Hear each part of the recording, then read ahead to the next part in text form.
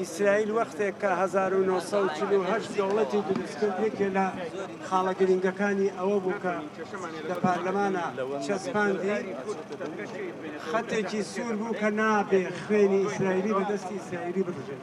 ئێمەش دەبێت هەوڵ بدەین بۆ ئەوە کە بە هیچ شێوەیەک نابێ حەزبەکان شەڕ بکەن، بە هیچ شێوەیەک نابێ خوێنی کورد بەدەستی کورد بژێت، بە هیچ شێوەیەکیش قبول ناکرێت کە شەڕ بکرێت، چونکو شەڕی ناوخۆ، شەڕی خۆکوژی گەورەترین کێشەی بۆ کوردستان دروست کرد.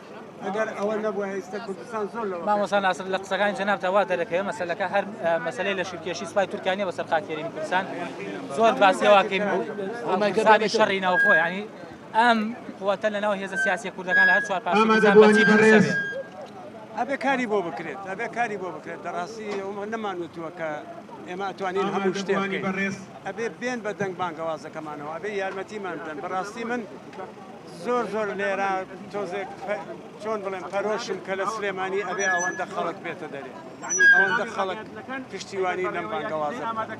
هیوادارم کە جارێکی تر ئاوەها نەبێت، چونکە سلێمانی شارێکی زیندووە.